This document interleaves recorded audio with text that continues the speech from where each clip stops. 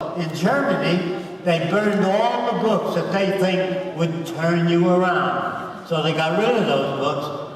And if you taught your slaves how to read in America, you were fined or put in prison. If you teach slaves how to read, they ask new questions. And you can't control people when they have the freedom to read. You think a lot of books are out there. There's a lot of books that never get published. For every Edison we found, there are thousands we never found. Because the people are too stupid to recognize that which is important. I'm going to try to tell you other things. This is going to bother more people.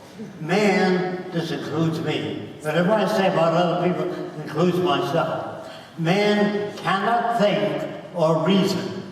Now I'm going to try to back it up. Everybody knows, or they've been taught to believe, that man can think and reason. So I was invited to speak at Princeton University on man cannot think or reason. That made everybody angry in the university, and they all wanted to come to the meeting. So they came to the auditorium because it was too small in the classroom. And in the auditorium, a guy got up who was an optical expert, and he said, "I disagree with you. I think man can think and reason." So I said, "Give me one example of man thinking." He says, "There are thousands of examples." I said, "I can't do anything with that. Give me one." He said, "Well, somebody invented the camera." He had to think about it. There's no camera out there. So I said, "Did you know in the Holy Land 1,000 years ago, if there was a little hole in the building you lived in and the sun was out, people appeared upside down on your wall walking?" If you don't know that, if you go into a barn, it's very dark. You know what a knothole is in a barn? Where the branches are pushed out? Just a little hole. You'll see cows walking upside down on the wall. That's where the box camera came from. So the guy got mad at me. He said, "What about the movie camera?" I said, "The movie camera, about 1,000 years ago in China, they used to make paper out of bamboo, and they put all the pages together and bind them. But they write Chinese on the cover and all the way through the book. Then they made a mark in the corner, just a little mark to tell you what page it was. And if you flipped it fast, the mark jumped all over the place. If you make a mark in the corner of a pad, different marks on different pages, and flip it fast, the mark jumps all over the place. Now, a Chinese artist drew a bird with wings in different positions like that, not smooth, one here, one, and he drew it in the corner of the page when it looked like the bird was flying. Man was walking, waves were moving. He was sincere, and he put it on a wheel, and he spun it around with all those pictures. But sometimes it looked like the bird was flying, sometimes it would stop. The guy didn't know what was the matter. So he put his finger in the way and stopped the pictures for a second just so your eye could pick it up. Then they put a piece of bamboo there. And you turned the wheel and you saw people walking and walk like that, you know. And you saw birds flying and waves moving. And that was the beginning. Nobody ever invented a motion picture camera. It's serially, little by little. And they tell you in school that man invented language to communicate. Bullshit. Here's where language came from. Somebody banged his elbow and then he banged it, ooh, and he ate something good, and that's what language is. Your experience in the world. When you see a strange animal, and the other guy says, you say, yeah. Language is made up.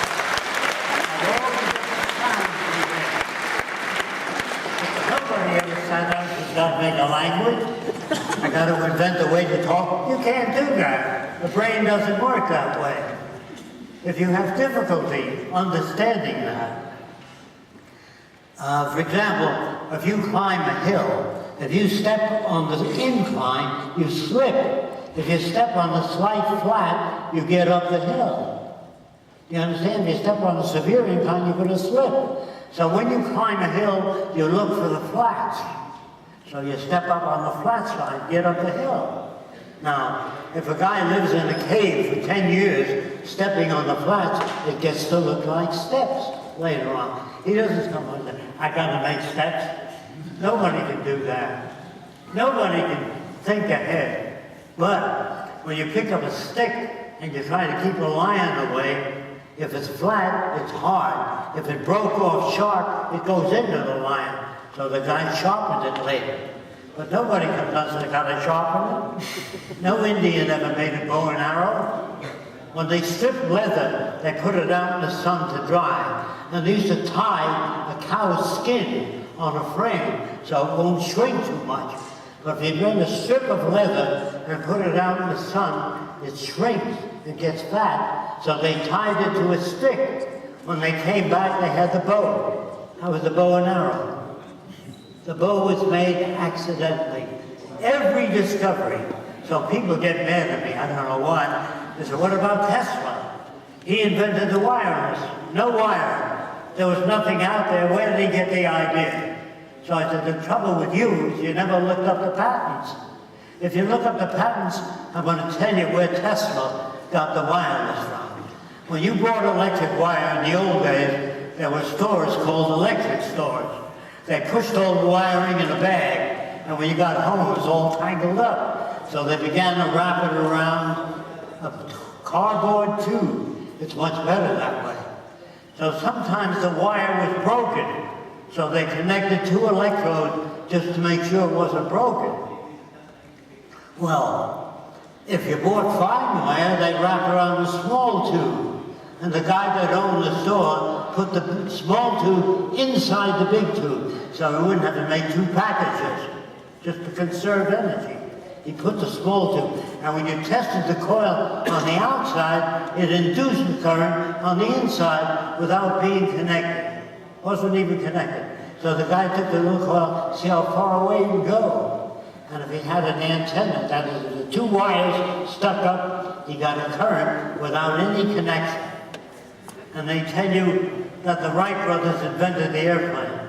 The Chinese had men carrying kites 1,000 years ago. So nobody, in other words, when the guy made the launch of wings, he didn't jump off the top of the Eiffel Tower. He jumped off the first deck. And the wings, he flew a little while, both wings went like that. And he broke his legs. And another guy said, you gotta brace the wing.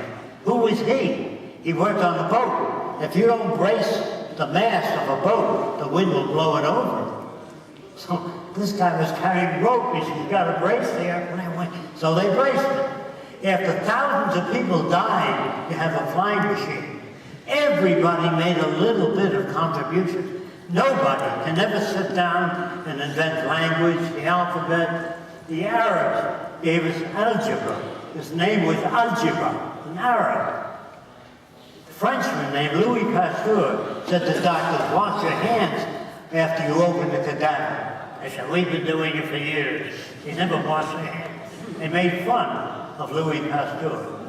The guy's name was Bichat. He said, no, washing your hands has no meaning. But another doctor fought in the hospital to get doctors to wash their hands. They used to call that guy a nut, and they kicked him out of the hospital. The guy that said, wash your hands. Of course, today all doctors wash their hands. All doctors are dummies too, because they learn a certain thing and they stay with it. Here's what I mean. This doctor that was kicked out of the hospital worked on the cadaver, then he cut his skin with a scalpel right after he worked on it, and he died of childbirth fever. And that's when the doctors started to wash their hands. Doctors, lawyers, engineers are all part of the system. They make atom bombs in any country. Scientists don't exist yet. There are people that are scientific in optics, people that are scientific in structural engineering, but nobody is a scientist. Otherwise they say, what makes war? Why do men kill each other? Why do people hurt one another? That's a scientist. He doesn't stop in optics. He doesn't say, I'm a scientist, I'm just a structural engineer. They ask a lot of questions. What makes a man a president? Is he smart enough? Does he know enough about people? Of course not. If you had scientists, you wouldn't have governments. Scientists fell in line with Hitler. In America, they fell in line with America. In Italy, they fell in line with Italy. The Pope, or the Catholic Church, used to bless war tanks by throwing holy water on them. That's the Catholics in Italy. The Catholics in America used to bless the American soldiers. So the church sold out to the money system. A rich man said to Christ, "Can I enter the kingdom of heaven?" He said, "Give your money away to the poor. Everything above your needs, give away to the poor." The guy said, "No thanks." So all of those guys, all the money changers are in high places today. Those are the people you respect. Every university that I've been to has cannons or airplanes in front, or men with swords in front of buildings. Yeah, true. You should have Louis Pasteur, Madame Curie, people that made the world a better and safer place. No weapons of war outside universities. When I was a kid, all the movies were about the cowboys and Indians. And they had 2 guns. And they never sat down and discussed anything. They just shot people they didn't agree with. True. And went away. See? So I said, I wonder what people are really like. I said, I don't know. So I took 10 children, little girls, and I ran cowboy pictures for 2 weeks. And the little girls would walk around like that. If you run nothing but cowboy pictures, you understand that? If you bring up a normal boy by 3 or 5 effeminate women, I mean very effeminate, because women move differently than men. They say, "Oh, did I see a gorgeous cat?" Their face moves and their hands. So if you bring up a guy with that kind of, he moves just like a woman. If you bring a normal guy up in Japan, he goes like that, as a baby. If you were brought up by the headhunters of the Amazon as a baby, he would feel normal. And if I said, "Doesn't it bother you to have 5 shrunken heads?" He said, "Yes, my brother has 20. Is he bad? No, that's normal to that culture. If you lived in ancient Rome, they used to believe in many different gods, the god of war, the god of love, the god of plant. And you come into town and say there's only one god, he's an agitator. And he's a Christian. So they brought all the Christians into the arena, and they starved the lions for a week. And they took the clothes off the Christians, and the lions tore them to pieces. The whole family used to come Saturday and Sunday to see Christians being fed the lions. And the kids would say, "Daddy, can I come next week to see Christians fed the lions?" And Daddy would say, "If you behave yourself." Is there anything wrong with that, Daddy? No. He's brought up in that culture. Just like we go and watch 2 men punch each other and damage the brains of one another. Because it's normal to this culture. We go to automobile races where men ride around and around, nothing new, round and round. You say you should have been there. There was a pile up of 4 cars. You missed that. Something's wrong with our people. They're brought up in a culture that's fucked up completely. When I say normal people are fucked up, I mean by their culture. And there are no bad words. If you drop a pie, she might say fiddly-dee. I might say shit when I drop a pie. That means I'm sorry I dropped a pie. There's nothing to do with shit. When somebody says bullshit, I mean they can't accept what you're saying. There's nothing to do with the shit of a bull. So I want to know what people would be like if they were brought up away from these schools, the artificiality of civilization. So I worked my way on the boat when I was 21.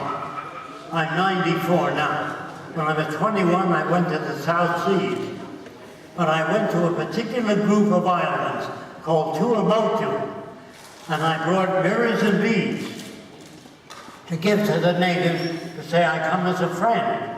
But they're already in my hut giving out my mirrors and beads with a great big grin on their face. I said, "What's going on?" They said, "You got too many." I did have a lot of mirrors and beads, but I did not understand. 3 days later, when the old folks pulled in the fish net full of fish, they threw fish to anyone standing there. They said, "You owe me $5, you owe me $7.50. They just gave it to me. And then I wondered about jealousy, because the chief of the island there had about 6 wives. And he said, perhaps you would like one of my wives. They were brought up differently than we were. And that therefore, there's no such thing as good or bad people. If you're brought up